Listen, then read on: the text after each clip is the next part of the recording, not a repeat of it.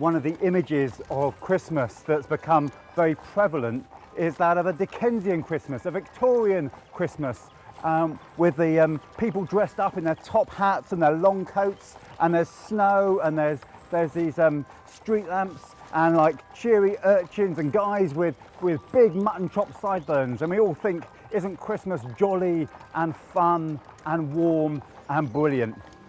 But actually that's not really the idea that Dickens had in mind when he wrote his works.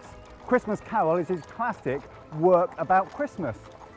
But actually Dickens was a social reformer. Dickens's stories weren't just to say, hey, isn't Christmas lovely, but to actually challenge people to think about their society and the world they lived in. One of the most famous Christmas stories is A Christmas Carol, and it features Ebenezer Scrooge. And this stingy miser is visited by three ghosts: the ghost of Christmas past, the ghost of Christmas present, and the ghost of Christmas yet to come. And they challenge Scrooge to rethink his life afresh, to rethink what actually matters this Christmas and what matters in life. And Scrooge is changed and transformed. One of the characters in the story is Bob Cratchit, a hard-working family man with a disabled child that isn't able to feed his family properly at Christmas, isn't able to pay for the medical care his child needs. His child might die because of his poverty. And what we see is Scrooge, this stingy, exploitative boss, not paying his worker a proper day's wage for a proper day's pay. And you know what? Fast forward all these hundreds of years and we still see exploitative bosses. We still see people not getting a fair wage for a fair day's work. Maybe in this country people are not paid properly. You hear of people being paid cash in hand or 0 hours contracts that are just wrong.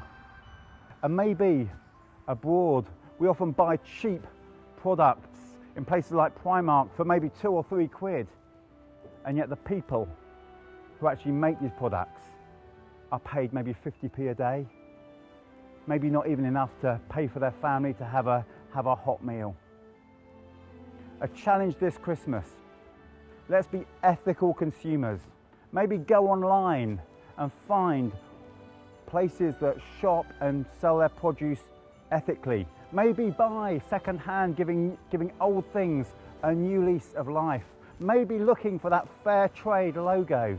Maybe there's charities and homemade things that can be bought and supported. There's a great project locally where former rough sleepers make garden furniture and garden ornaments. Maybe you could buy that for somebody.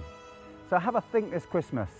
Rather than putting money in the pockets of people like Scrooge, we can choose to give our money ethically and wisely and support not just the Bob Cratchits in the UK, but the Bob Cratchits in India, in China, and in many of the countries where people are not paid properly for a full day's work. So this Christmas, how you spend your money can affect the Christmas of other people. Let's be people that use our money to bless the poorest and the most exploited in this world.